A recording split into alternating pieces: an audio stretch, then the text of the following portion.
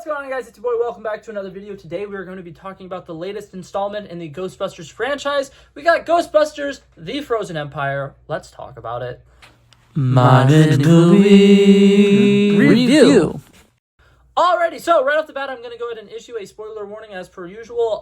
I was a relatively big fan of this movie. I thought that there was a lot of things in here that worked. Overall, I don't know how a lot of people are going to feel about this. I know me personally, they had a lot of things that I enjoyed, and they had a lot of things that I thought could have worked, but they didn't dive deep enough into, in my opinion. But that being said, I think that this is a step in the right direction. If they make a third movie for this little franchise with Finn Wolfhard and McKenna Grace, I think it could be fantastic. But that being said, let's talk about this one. We're going to get in depth here, so if you haven't seen it, feel free to click off and maybe watch this video later. But that being said, we're going to dive right into this.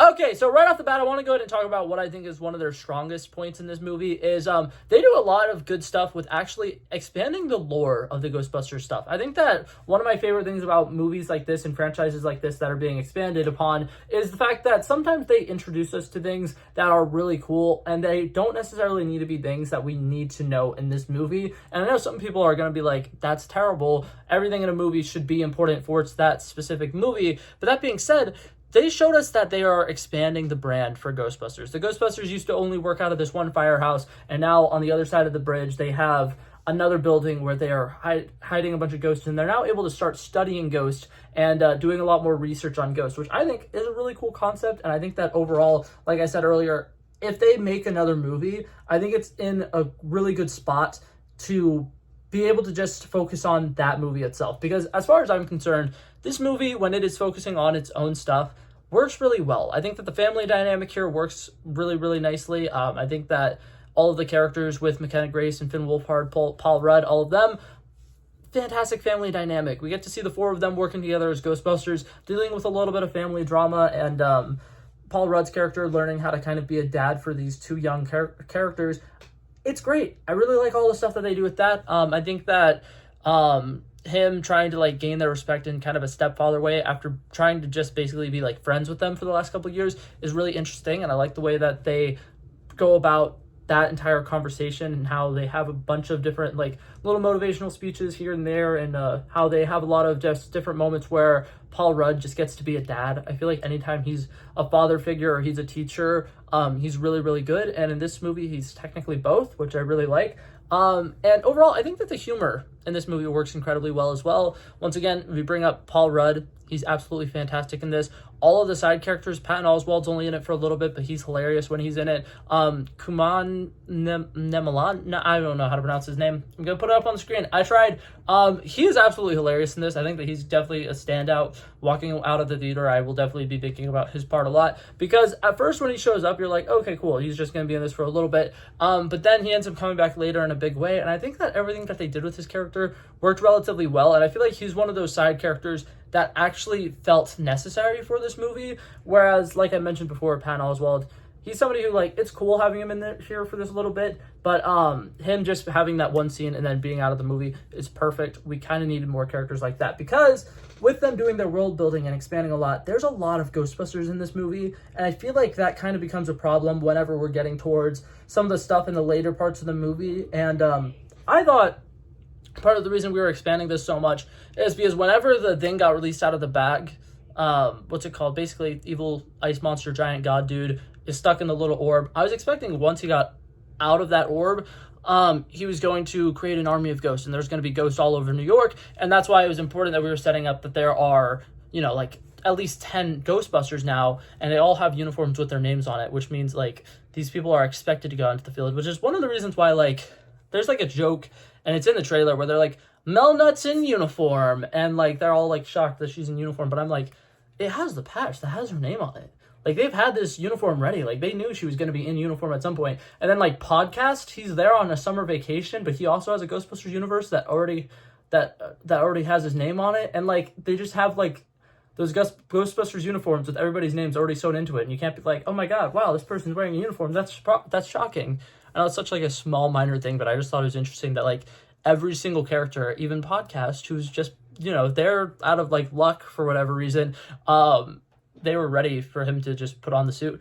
I don't know. I just thought that was funny, just a little detail there. But what's it called? But like I said, they have like 10 Ghostbusters now, and it's really interesting, and it's pretty cool, and we're like, oh my god, there's going to be some kind of like threat that's going to go all over New York City, and they're going to need different teams to disband to different places and whatnot. That doesn't happen at all. In fact, the amount of ghostbusting in this movie is incredibly minimal. We get like an interesting, cool opening sequence where there's some ghostbusting, and then we get the climax where there's ghostbusting, and in between there's an hour and 30 minutes. Not a single ghostbusting. There's occasional little antis with the little marshmallow dudes. You get introduced to, like I said, they have a lab where they're now studying ghosts and stuff like that, and you get introduced to a little bit of ghosts and stuff there, but it's like overall there's not a lot of sequences with them like going out, answering the calls, and actually doing the ghostbusting. And part of the reason for that is we're focusing a lot on McKenna Grace's character, which I really like. I think that she was fantastic in this movie, and I think that overall, giving her the keys to this little franchise sounds smart to me. I think that she's a very talented young actress, and I think that if she's somebody who could lead a franchise, which I definitely think she could, this is a great fit for her. She's somebody who's playing a genius, which she's used to playing, and she's definitely somebody who is a leader as well. And I just think that she's really fun in this, and she's great in this. But like I said, we're focusing on her, and at the beginning of the movie, something happens, and she's basically told she can't go out and do the ghostbusting adventures with them. And so basically, every time we have a moment where we would get to go see people ghostbusting, it just kind of like awkwardly cuts away from that so that we can focus on McKenna Grace and what she's doing. Which, like I said, I like her, and I like the stuff that they did with her in this movie. I feel like that part kind of felt like a missed opportunity a little bit because we're not focusing on ghostbusting at all the majority of this movie until the end of the movie, and it's a little weird. Okay, but now that we're kind of on the topic of McKenna Grace, I do kind of want to talk about one of the big things here that I liked that I wish they dove into a little bit more. So, as somebody who cares way too much about lore and about like backstory and stuff like that, and I like when they dive into questions that I have that like sometimes they might not be able to dive into. And one question that I always have kind of had for Ghostbusters movies and movies that are similar, where they have like, okay, there's this thing, we're gonna catch this person, we're just gonna throw them in this jail for eternity. What happens to the ghost, right? And we kind of get this very interesting story where McKenna Grace, and she's, you know, on her own and she's not able to go on these little adventures. She decides, you know what, I'm going to go play chess with myself in this little bench in what I'm assuming is Central Park. I don't really know. But basically, she starts playing chess, and then the other pieces start moving on her own, and she starts this little chess game, and she gets really excited because she thinks that she's playing with her grandfather again, because in the first movie, that was kind of a big thing, was she used to play chess with her grandfather. And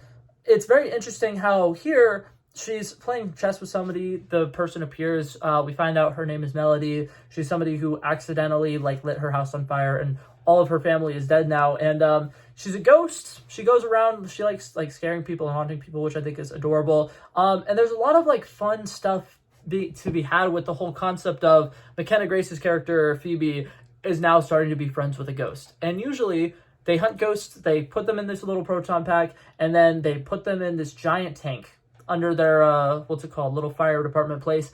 And after that, they don't really do anything with the ghost ever again. So some of the ghosts, the ones that have been there since the 80s, have been stuck in this little tank for like 40 years. And it kind of like paints the Ghostbusters in kind of not necessarily like an evil standpoint, but like they're not necessarily the good guys either, because although they are getting rid of these ghosts and making it so they're not going to be a problem to regular people, from the ghost perspective, they kind of are like trapping them somewhere for eternity. And it's kind of like almost like, I'm not gonna say it's like hell, but I can imagine that being pretty miserable for your fate to be, okay, I'm stuck in these guys' little tank in their basement for the rest of eternity. That's pretty grim. That's pretty dark to think about. And I like the way that they kind of like start this whole conflict with McKenna Grace being like, should I be friends with this person? I don't know if I should be friends with this person. This person's a ghost. And like, she's like really like slowly approaching this whole friendship. And it's a really cool friend dynamic. I think that the fact that she comes back multiple times and they have like a bunch of different conversations, and then there's a part where McKenna Grace is going out there with podcasts to go catch a ghost, and then it ends up being her, and she's like, she can't do it. And I love that. I love that everything with that was great. And then they end up just kind of like flipping the switch and having her be like kind of evil, but not really evil, because she's just using McKenna Grace to open up the weird little orb thingy from earlier. And it sucks because I think they had the makings of a really, really good dynamic there with one of the Ghostbusters befriending a ghost, and there now being this kind of issue with, are the ghosts really bad? All these years we've been hunting the ghost. Should we have been hunting the ghost? And I thought that was going to be really cool. And then it kind of got wasted a little bit. And then I think that overall is kind of like where this movie starts going downhill for me. The first act, fantastic. We get a lot of interesting moments. We have a lot of cool character moments. And we get some fun ghost busting scenes. And then the second act, we have kind of this conflict where they get the orb and then they're trying to figure out, oh my god, what's going on with the orb. And while that's going on, McKenna Grace is dealing with her self problems of not being able to be a Ghostbusters because she's just a kid and she needs to go out and, enjoy her youth. And her making friends with somebody who's not a great person to be making friends with. And then the final act is, what's it called? The Ghostbusters kind of like teaming up because the orb is open now. And now the giant ice monster person is out. And can I just say, the finale of this movie is so insanely rushed that I literally was sitting here thinking, this is really it? Like, this is that's the end of the movie? The ice dude breaks out of his little orb, and then he immediately goes and tracks down where his horns are, puts on his horns, and then immediately makes a beeline to the Ghostbusters, and then the Ghostbusters immediately just eliminate the dude. That's pretty much it. Like, if I had to explain the climax of the movie and the entire third act of this movie, orb opens up. Weird ghost dude goes to some smoke shop that's called the Fire Master, kills him because he thinks he's the Fire Master and the only person who can stop him. Then he goes, breaks into somebody's like weird sex dungeon, takes the horns, puts them on so he has his ultimate powers, freezes the entirety of New York, and then goes straight to the only people who can stop him, and then surprise, they stop him.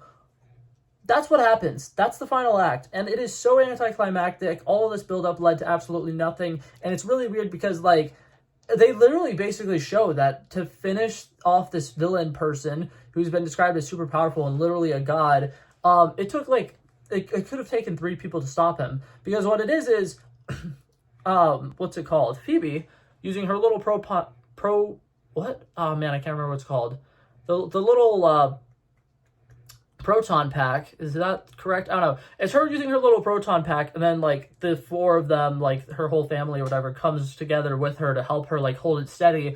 And then in the basement, they're having to flip a little lever, and once again, it's the OG 4 Ghostbusters that are here working together to crank this lever. And then there's come on, once again, can't pronounce the name, gonna throw it on the screen.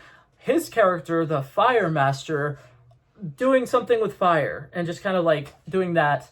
And then it's weird because like they literally just needed the Fire Master, Phoebe, and then one of the original, Ghostbusters.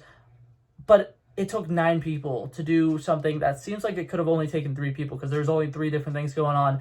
And to me, it just feels like, why did they even include the OG Ghostbusters aside from just like nostalgia factor? Because I originally was like a big fan of them being there, but then they didn't really add or take away anything from the story. So overall, I don't hate it, but just the finale felt really weird to me because they had 12 people doing like a 3-person job, and it just felt really weird. And then after that, McKenna Grace's character shares like a really sweet, wholesome moment with her ghost friend as her ghost friend like disappears and goes on to heaven or whatever afterlife she believes in. And they share this like really nice moment, and it's so awkward because in the shot behind her, there's just 12 people in their Ghostbusters uniforms just kind of standing there, like waiting for like the scene to go back to them. And it was weird. It was such a minor thing, but it was weird. But yeah, overall, that was pretty much the entire movie. That was everything I had to talk about with it. There's definitely a lot of great laughs in it, though. I will say, if you were going to see this movie because you thought it was going to be funny, there's a lot of funny moments. Finn Wolfhard is great in this. Like I said, Paul Rudd is absolutely great in this. And there's just overall a lot of really good moments. But that being said, it felt incredibly rushed towards the end, and then the finale was incredibly, incredibly anticlimactic. But yeah, that being said, if I had to give this movie a final score, I'm going to give it probably a 71 out of 100. It's not bad. I really like some of the family stuff that they're dealing with this and showing, the importance of family and that. But overall, I feel like it could have been significantly, significantly better. Okay, now welcome back to my little Letterbox section here. I only have a couple of reviews for today's, but this was one that I thought was really funny. What if New York City was cold in July? Dun dun dun. The reason I think this is funny is because this is pretty much everything that the trailer was hyping up, and then in the entirety of the movie, this happens during the third act, and it's literally like a 10-minute long sequence where like all of a sudden everything is cold, and that's the entire like omnipresent thing that happens that the entire city like witnesses. And there's like no ghosts going on in this, and I just thought that was kind of funny. And then this is the other one that I thought was hilarious. Busting doesn't even make me feel good anymore. There was a lot of reviews talking about how this is not that good of a Ghostbusters movie, and I just thought that this one perfectly kind of encapsulated the fact that they're talking about how like ghostbusting makes them feel good, and they're making a lot of jokes about being Ghostbusters, but in this movie they do so little ghostbusting that it's not even funny. Definitely not the worst Ghostbusters movie, definitely not the best. Definitely gonna be somewhere in the middle. I'll probably rank all of them at some point this weekend. But that being said, that's it for this video, guys. Thank you guys so much for coming by and checking it out. If you liked it, feel free to like and subscribe, and I'll hopefully see you guys in the next one. Peace out. Bow, bow, bow. Back at it again, but that's a relevant flow. So smooth, they calling me Mr. Elegant. Like an elephant, I got a long nose. Like a president, I've got a few hoes. Swift with a stutter, I'm smooth like butter. Don't see it coming when I slip undercover. Like a big dog, but I don't bite. I'm still a big broad, I'd win that fight. Come match you and I knock out your lights.